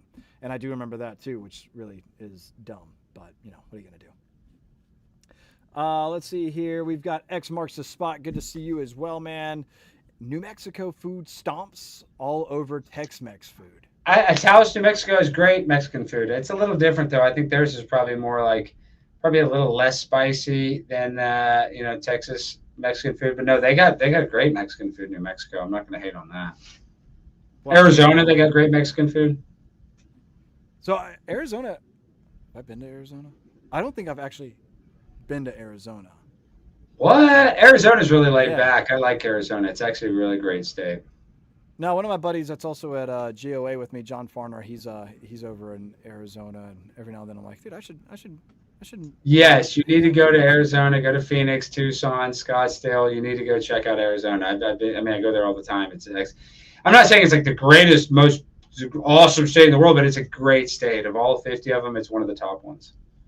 Yeah, that's awesome. So we got 762 Gamer going to see you Thursday and Friday. That is awesome. So just as a reminder to everybody, I will be speaking at the Fredericksburg Tea Party meeting there, talking to you guys, having a good time speaking about grassroots, conservative, 2A awesomeness. And then Friday at Buck and Doe's Mercantile, me and the homie right here. We're going to be hanging out, doing some range time with Brandon Herrera, with a few other names that you guys probably recognize. Kyle And Rittenhouse. Everybody needs to go see Yeah, Kyle. dude. He's a legend. Dude, it's going to be a good time, man. It's going to be busy, but it's going to be a lot of fun. Like when I say busy, the whole day, because I've got like a radio program to try to advertise. Actually, I forgot I have the graphic like right here. So there you guys go. Buck and Doe's Mercantile, February 13th, 5 to 9. Let's go shoot some guns, talk about guns. Look at that $5 super chat from Christopher. Real quick, I had to cut you off though. Northern Mexico, aka Phoenix. I know. I'm telling you, Phoenix is laid back. They got great Mexican food, and if you're into that, they got legal weed. I mean, Arizona is really one of the best states. I'm not just trying to gas it up. If you like, I can see why people want to retire there. Now there are a lot of drug addicts and fentanyl addicts, but I'll say this: like they have that in every major city. Arizona is the one place that I noticed, like. You know how when you usually see like people slumped over in those videos, they're always like in like the seediest part of like Philadelphia. It's different in Arizona, like because everywhere's pretty nice and manicured. Like they're clunked out where like the LA Dodgers do spring training. If that makes sense. Like in a nice neighborhood, like because all the baseball teams do spring training there. So that's the one thing. Like there's people on drugs, but they're in some of at least the areas look nice where the people are on crack in Arizona because there's no areas that don't really look nice, if that makes sense. Yeah, I get that. I mean, when I was going through Southern California, 29 Palms for the Marines, and we were going out there to do a lot of training, dude, we would go through some shady areas, and we're just like, how many of these like little rundown RVs are like crack houses and stuff? Dude, all of them. No, I used to live in LA, Clint. Skid Row is so dangerous, but I mean, I'm sure there is like their version of Skid Row in Phoenix, but I'm just saying. Even downtown, like where the drug addicts are, it looks nice. Like they're all cracked out next to the basketball stadium, and it's just different. Arizona is actually a really clean, pretty state. Yeah. All right. Well, that's good, man. By the way, you keep saying every now and then, like sorry to cut you off, dude. You're good, man. We're I know, but you get long-winded, and I get long-winded, and I see them, giving super chats. I got to respond to the super chats. No, that's all good, man. Speaking of super chats, the GWA event site not coming up. Just search like Guns N' Roses, Gun Owners of America. I know it's a lot to type in. If the site's not coming up, it should come up. Actually, I could probably drop a link in the chat, and that would make life a whole lot easier for all of us, perhaps. So, who was it? I gotta ask this because I still have a hard time believing you're not the mastermind behind the Instagram of the 365 days. No, I'm not. I don't even know who it is. No, I have no idea. So I'm super fan, and I really have not been sharing it because I don't want to get accused of being the mastermind behind it. No, but that person is just, and I really feel bad because I see these other accounts where it's like this viral video of like people like doing fentanyl or acting crazy, and then there's these people. I don't know if you're that familiar with Instagram. Where they do that, they'll just post one viral video every day, and they have an account with no followers, hoping that one viral video that they share on theirs goes viral. And really, the best one that he's done of mine, I think he's on day like 67 or something, is like 10,000 views. So if anybody wants to go like that video, I hope the guy goes viral. But no, that's not me. I don't even know who it really is. And honestly, I almost told him to kind of stop because if you look at their stories, of course I follow him. He's basically posting like, not porn because Instagram doesn't let you, post porn, but it's like a woman with a fat ass, like 300 pounds, like walking around in a G-string. I'm like, gosh, people are going to think that I posted this and I'm going to get canceled. So no, I have nothing to do with that. I just kind of tangentially support them. getting Yeah. canceled about. Oh goodness, dude, that's so funny though because it is such a funny clip. If you guys don't know the clip that I'm talking about, Kels actually just texted me like laying in bed laughing at the clip, like just cracking up. It's not very an attractive photo of me, but or video, It was but funny. whatever. And you know that Dude. councilwoman, Jennifer Gutierrez, hates me. She knows exactly who I am, the one that I called the big. And you know she's friends with AOC. So it all goes back to AOC, Yeah. the original Big Booty Latina. I'm not even kidding. But yeah, that Jennifer Gutierrez Oh, hates my guts because I know that. You know what's so crazy? I have a lot of liberal fans in New York because they just hate the politicians there so much. That's so I'm not funny. kidding. Yeah. Because there's people that go and speak Yeah. regularly, and I used to speak in New York all the time. They're like, Alex, I don't Yeah. agree that you like Trump, but I'm so appreciative that you come here and just give the business to these politicians because they suck so much. And I hear that on other cities, but especially New York. They're like, Alex, go give them hell. And they don't even agree with me. You know, these are like liberal leaning, like heavy liberal people. You know what I mean? Not even Yeah. like moderate liberals, and they like it because they hate the politicians so much there. That's so funny, dude. I mean, dude, just keep giving it to them, man. Like, screw it, man. At this point, like, if you're just trolling them at the end of the day, let it happen because they're trolling us in our every single day lives, trying to manipulate us, make us pay more taxes, trying to control what we do. Screw them, man. They chose to sign up and get elected. I don't think that like I said, it is universally positive when I make fun of a politician. I mean, some people got mad at me for Eye Patch McCain, Dan Crenshaw, but not really. Some people got a little mad for Ted Cruz, but not really. So, like, even conservatives, like when you go after the conservative politicians, I learned that very early on. Go after them all, man. Exactly right. Go after them all, dude. You know, it's they can't get you like it's one of those things. Shane Gillis, he goes at it like Dave Chappelle, all these other guys. It's like they can't call you racist when you attack everybody, including your own race, right? So they can't call you like some sort of elitist or you're just going after the Dems to try to own them. Like no, we're going after politicians in general, right? We're calling everybody out. Everybody out. We're calling out hypocrisy. Yeah, and it is a uniparty at the end of the day. Yeah, dude. I freaking love it, man. I freaking love that. And with Barefooted Gardener, I don't know if I should put up his comment there. No. McCain is effing legit and hilarious. I love it. No, yeah, the one from Kelsey. This one got me. Dr. Fauci, give me that. Give me that ouchie. That was the one that put me on the map. That was it. And I had some other videos of Charlie Kirk and stuff, but I'm saying that Dr. Fauci, it hit at the right time in the pandemic when everybody was so sick of it. Even the people that were pro-vaccine and pro-mask, they liked it because they were just so sick of all the tyranny. Dude. All right. So what, I got to ask, what got you to do that? Like, all right. I think, I get nervous if I'm going to speak, like at Goals, right? GOA's annual event. I get up there in front of a crowd, or if I'm hosting the Gundies, or if I'm just going to go speak in front of an audience, I still get a little nervous. Like I get up there and I'm like, okay. Oh, I get nervous. I get anxious in front of every crowd, but I want to answer your question before you even ask it. For some reason, I'm able, and maybe because I used to watch professional wrestling, I get nervous because I want them to like me. But if I don't have the intention to make them like me, I'm really not nervous because then I can, you know what I mean? Like I'm not trying to win them over. So I'm able to turn that part off my brain where I want to be liked and I'm going full heel mode. And when I am in full heel mode, it's not likable in the room and the room is awkward and it's heavy and it's just the energy's bad. But then the reception online is worth it. So I'm able to kind of like disassociate when it comes to not trying to please the people. But if I'm actually in a room that were people that paid to see me, I'm a little nervous. It's like, I got to make them happy. But if I know that I don't have to make anybody happy, it's like the ultimate, the anxiety's gone because it's like, they're going to hate me anyway. So let's just, lean into it. So it's funny that you asked that. It all depends on the room and whether I want them to like me or not. If I don't want them to like me, then I really have no pressure whatsoever. And it's just like push the buttons as much as I can.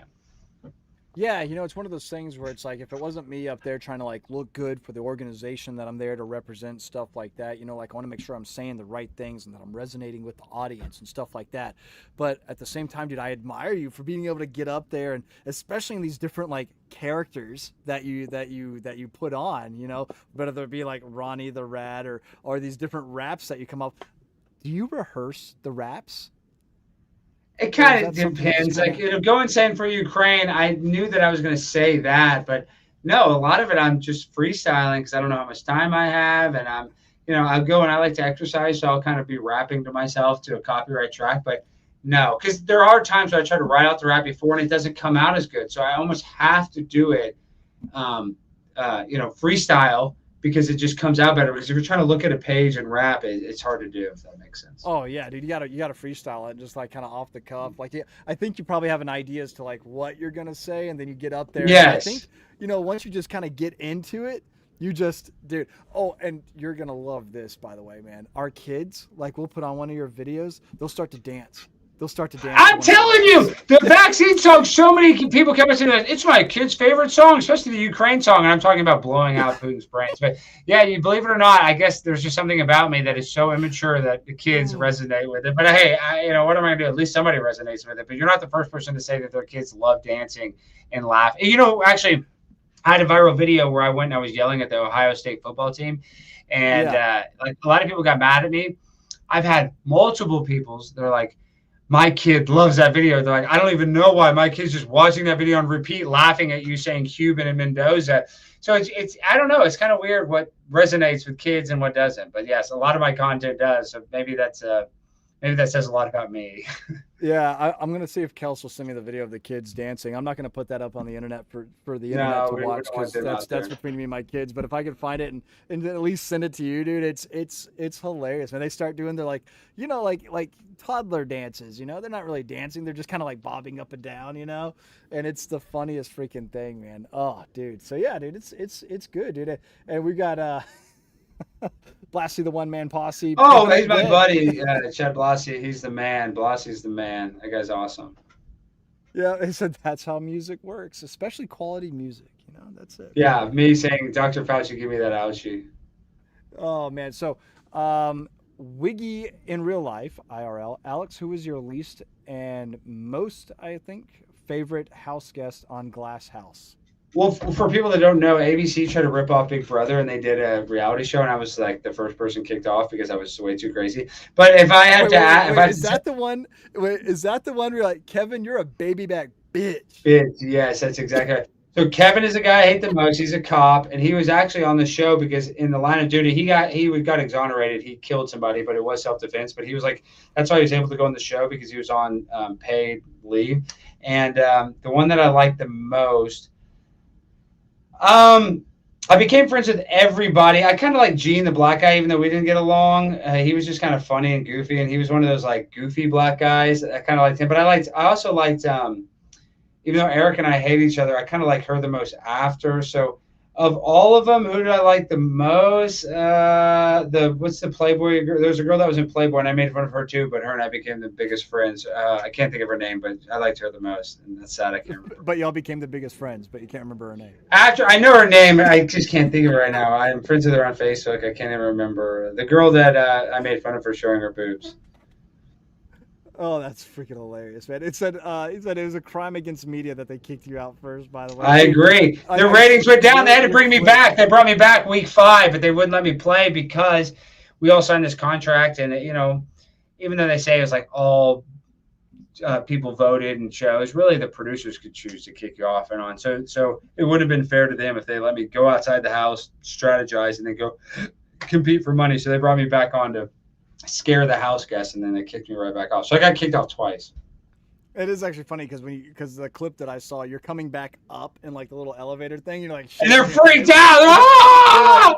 They're like, what? And then it goes back down there. You can see the relief, like, oh god. They're chaos so is going relieved. away. I was the only one stirring the drink. I was the only one actually doing stuff. But ABC's owned by Disney, and I was just I'm such an idiot. Before I went on that show, it wasn't even that I had a flawed personality. It's that I thought, because I didn't watch enough of these reality shows, I thought if I was just kind of like the most obnoxious, that would help.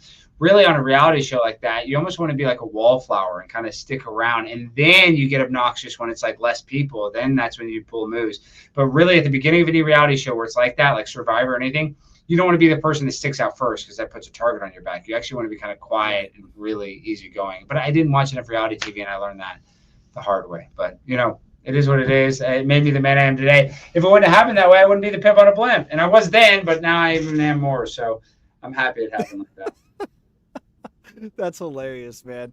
And by the way, so quite a few people don't know like our lore, by the way. So this isn't the first time that there's been a Clint Morgan Primetime 99 Alex Stein crossover, because on your live, remember we sent you our wedding invite and some swag. At Disney that I couldn't even afford to go to. Oh my God. Did they let you bring your gun in there? I'm sure they let you bring your gun in there. Well, before we start talking about Disney, Kels already said, if you guys start talking about Disney, you better put me on speakerphone, because Of course. she Well, is. I don't even have to get into it because we both have to go soon. But I just want to say this though about Disney. I went to Universal 2 years ago for a ticket with a fast pass. It was $235. How did that's armed robbery? That is armed Dude, robbery. It's it ridiculous is what these people charge. nuts how expensive it is. But I will say, you missed out. You missed out. I did Maybe miss we'll go out. back I to did miss that. out. I apologize. I did miss out. It would be sick to get married at Disney. I'm not just saying that. That would be absolutely sick. I should have gone. Dude, I it would have was got a it free was a good ticket. time, and we had some friends too that you'd probably like. Our friends Jade Struck was there, Alexandra and Brian, her husband, were there, and quite a few other people from the industry and stuff like that. And it was freaking awesome, man.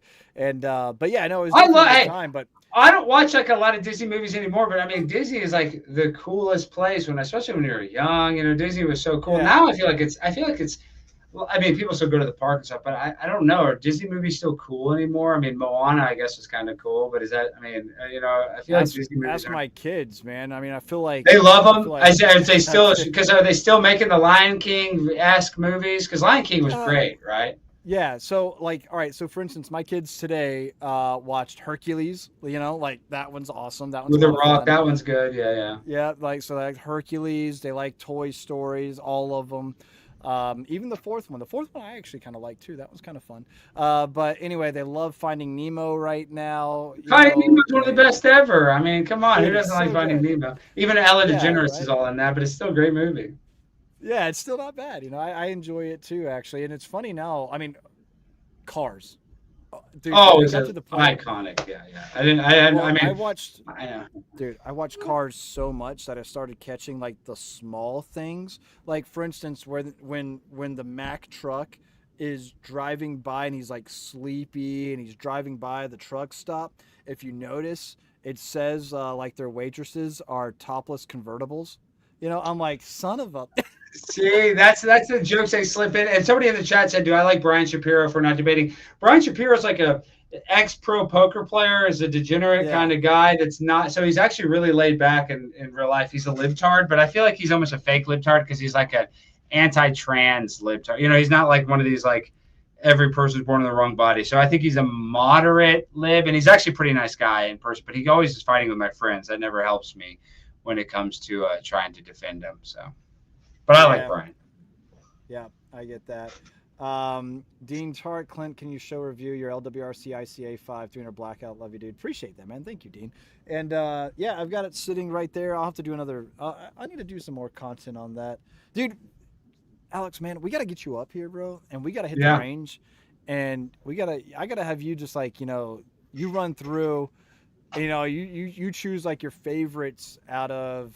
It's not just gonna be my collection. It'll be like me and my buddy Rob over at Monadnock Firearms. We'll go through a bunch of stuff. You know what I mean? I think it'd be. Well, I think what I want to pretty do is I fun. want to wear the level 5 body armor, level 4, and I want to be shot with a 22. That's what I think I want you guys to do. So I mean, we could make that happen, but I will never air that video. But yeah, sure. I know. Well, there's the guys that did, Johnny Knoxville, the original Johnny Knoxville clip for Jackass was going to be Yeah. him getting shot with a bulletproof vest on, but they never did it. Yeah, you can't air it. That's probably a good idea. I mean, you saw the one where that one influencer put like a phone book in front of his chest, And it with went his through and pregnant killed him. girlfriend.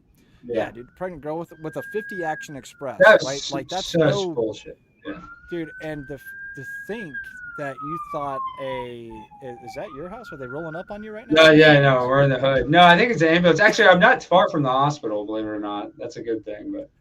Oh goodness, that's a good thing. But yeah, I'm just like, dude, to put a phone book in front of you and think that actually is going to do something. A 22, sure. A 380, maybe. But a 50 Action Express from a Desert Eagle is like. That Desert Eagle, I know the video you're talking about. It's disgusting, and the girl died. I mean, Or the guy, yeah, it was a guy. It was the girl. Or a guy. shot. What I'm just Yeah. saying. Yeah, he had his girlfriend shoot him. What was it again? I know the video you're talking about where they had the phone book, but so he let who shot him? His girlfriend though? Yeah, I think it was his pregnant girlfriend, and she got charged. So that's rough there. But let's see. Wiggy again said, "I've been a Glass House fan. Saw you smoke a cigarette on Rap. You're the man." That's it. That's the pip on a blam. I'll smoke a cig. I'll smoke a this. I'll smoke a that. I mean, come on, guys. I got a little of this. I take a nicotine pouch. I'm the pip on a blam, dog. I'm not a role model. You do the opposite of me. I want to encourage everybody. If you're young watching this, you don't want to be like me. I'm a damaged individual, flawed individual, I guess is a better description. Flawed. Sure. Let's see here. There was. We'll wrap it up here in just a moment, everybody. Let's see. I saw one from 762 Gamer. Watched a movie the other day that threw me for a loop. It was about a father whose son was kidnapped, and he traveled across the world with a mentally disabled friend on a quest to find their son. Now, odd. I don't know what movie that is. Alex, you familiar? I don't know. I'm thinking, what's it? Not Training Day, but what's the one where Denzel Washington? That is a good. What is it? He's like John Q. Not John Wick. It's just one where he like is going through Mexico. Not John Wick. Oh, I don't know about the one going down to Mexico. I knew there was the one about him, like, holding up the hospital because they were like denying him some sort of medical care or something like that. Jake Voxer thought it was funny that I asked if they were rolling up on you. JC saying 420 break. If you're in Arizona, it's legal. Yeah. Book of Eli, I think is what it is. Yeah, that's a good one. Equalizer, yeah, there's that too. No, not Finding Nemo at this point. Man on Fire is the movie I'm talking about. Man on Fire. Okay, one that I actually haven't seen, but I know of it. Yeah. Go watch it tonight. You and Kelsey will love. Go watch Man on Fire. It's an awesome movie. Awesome. I couldn't remember the name. It's such an awesome movie. We're watching Man on Fire over here. When adding a Trilux suppressor, would you need to take off the thread protector? I don't think so. I don't think you need to take the thread protector off.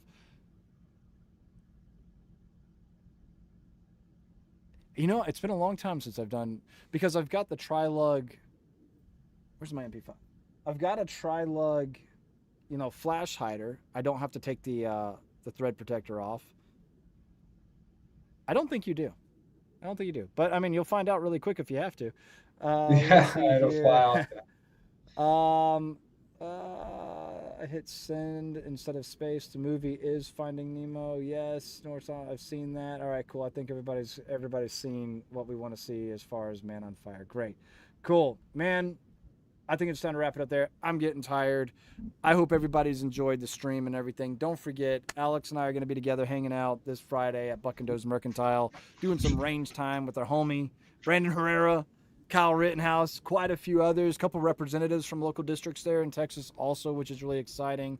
I'll be speaking at the Fredericksburg Tea Party event, which is really exciting also, because I love just getting out there and speaking to everybody, especially those of you that are looking to support our Second Amendment. So that's always a good time. And you guys got to petition Alex. We'll keep it going for like till 11. If you guys drop a couple more super chats to help pay for Alex's plane ticket to get out here so we can do some shooting together. How about that? Send some super chats, but I have to go on Sky News Australia very shortly, so I got to go soon. But yeah, send some super chats. I go on every week. I'm a Sky News. Technically, I don't consider myself a contributor because I work for Real America's Voice. They could call me a contributor, but I go on Lefties Losing It with Rita Panahy every Monday night. They're really good to me at Sky News Australia. So I love Sky News. I knew that.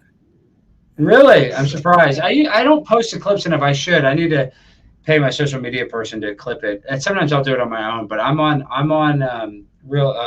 Sky News every Monday night, every freaking Monday, 10 p.m. too. And then what's kind of annoying is in daylight savings time happens. So for half the year, I have to wait till 11 p.m. to go on, which is kind of late on Mondays, but it's not that late. I'm always up till midnight anyway. Yeah, I gotta pay my social media person to do more clipping too. Kelsey. Babe. Yeah. Well, tell Kelsey to use Opus. Opus Clips is really easy and good, and it's inexpensive. I use Opus. Yeah, Opus like Opus quite a bit. Yeah. So not paid, not sponsored by Opus Clips, but they do pretty good AI clipping and all that type of stuff. Kelsey saying we'll watch, and then again, Jake God bless all. Be safe. JC, God bless you all. Families love you. Mike, that Mafia, that's what's up. Wiggy is talking about Rita is hot and based. He knows Rita. Wiggy knows Rita. Wiggy must be a primetime Alex Stein stan. They know about Rita and Glass House. We love you, Wiggy. Thank you for all the support tonight. Heck yeah, man. Go get you an FAL. We got to get you set up with an FAL, man. That's it right there. 308 awesomeness. All right, dude, Alex, thank you again for coming on and hanging out for a bit, man. I really appreciate it. I'm looking forward to seeing you this weekend. And, we're going to get some content this weekend. We'll get some content, trust me, at this event. We're going to figure out a way. I mean, obviously the shooting content, but we'll get something, even, deeper than that. That'll be pretty fun, man. And just in case my audience here wants to be able to find you, where can they find you? Guys, I got a new show, Real America's Voice. It's on 11 p.m. Eastern, 10 p.m. Central, Monday through Friday.